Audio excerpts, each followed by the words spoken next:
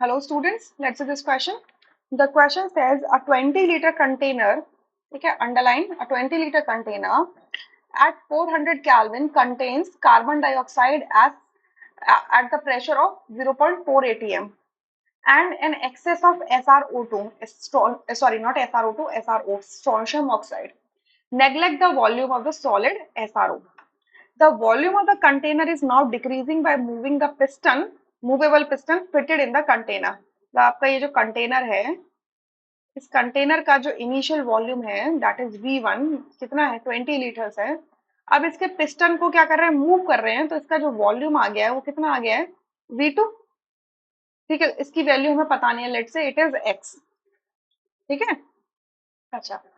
The maximum volume of the container when the pressure of the CO2 attains its maximum value will be, मतलब ये जो container का ये जो maximum volume ये हो सकता है, मतलब यहाँ पर जब मूव पिस्टन को आपने मूव किया, मूव करने के बाद में जो ये maximum value in not terms of the numbers, मतलब आप कितना इसको डिक्रीज करके ला सकते हो, उसके बाद वॉल्यूम डिक्रीज नहीं होगा, राइट। आपको वो पता लगाना है जब आपका मैक्सिमम प्रेशर आपका CO2 अटेन करेगा। ठीक है, अगर CO2 एक मैक्सिमम प्रेशर अटेन करेगा तो एक मैक्सिमम वॉल्यूम जाएगा, उसके बाद वॉल्यूम क्या हो सकता है, चेंज नहीं हो सकता। ठीक है, अच्छा, तो यहाँ पर आपका एक रिएक्शन दिया है that SrCO3 strontium carbonate solid decompose to give you strontium oxide solid plus carbon dioxide gas, और Kp दिया है इसके लिए इतना। ठीक है, Kp का मतलब है equilibrium constant in terms of partial pressure.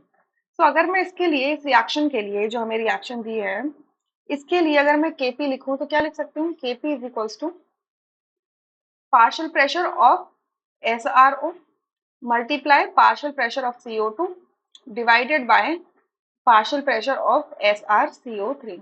अब देखो जो SrCO3 है और SrO दोनों सॉलिड है, तो partial pressure of SrCO3 is equals to partial pressure of SrO क्या हो जाएगा, 1 होगा, क्योंकि ये सॉलिड है, इनका पार्शियल प्रेशर चेंज नहीं होगा। Clear, so ultimately Kp is equals to क्या होगा, पार्शियल प्रेशर ऑफ CO2। ठीक है, इक्विलिब्रियम पे बात कर रहे हैं, एंड Kp की वैल्यू कितनी है, 1.6 है, यानी कि पार्शियल प्रेशर ऑफ CO2 क्या निकल के आया, 1.6 atm निकल के आया। ये आपका मैक्सिमम पार्शियल प्रेशर होगा किसका, कार्बन डाइऑक्साइड का, इस इक्विलिब्रियम कंडीशन पे। ठीक है, इक्विलिब्रियम हो चुका है, उसके बाद ये मैक्सिमम प्रेशर भी अटेन कर लेगा CO2।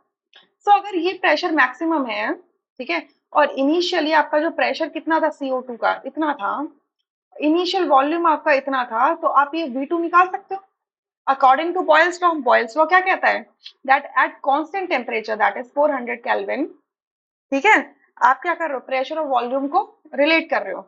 So what we know that P1 V1 is equals to P2 V2 होगा। सो V2 क्या हो जाएगा, P1 V1 upon P2। P1 यहाँ पे देख लो क्या है, इसका जो इनिशियल प्रेशर है वो कितना है, 0.4 atm। ठीक है, एंड ये क्या है आपका P2 है, it is equals to P2। So P1 कितना है 0.4, V1 कितना है 20 लीटर्स, और P2 कितना है आपका 1.6। तो डेसिमल से डेसिमल कैंसिल, 4 4 16 एंड 4 5 20। तो V2 कितना आता है हमारा 5 लीटर्स, यानी कि आपका फर्स्ट ऑप्शन करेक्ट है, rest options would be incorrect. यानी कि जब आप इस वेसल के अंदर, वेसल का जो वॉल्यूम था 20 लीटर था, जिसके अंदर कार्बन डाइऑक्साइड प्रेजेंट थी 0.4 एटमॉस्फेरिक प्रेशर पर, तो आपने जब पिस्टन को नीचे की तरफ धकेला तो वॉल्यूम कम हो जाएगा।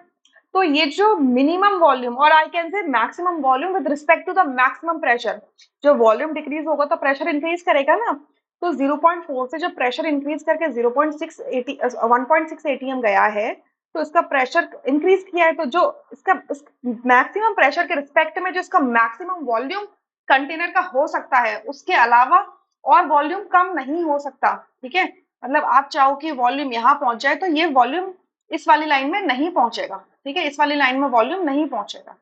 क्लियर, और इससे कम वॉल्यूम नहीं हो सकता, यानी कि this is the maximum pressure, maximum volume which can be attained at this maximum pressure. ठीक है, so that is 5 liter. I hope you understood this question really very well. Thank you.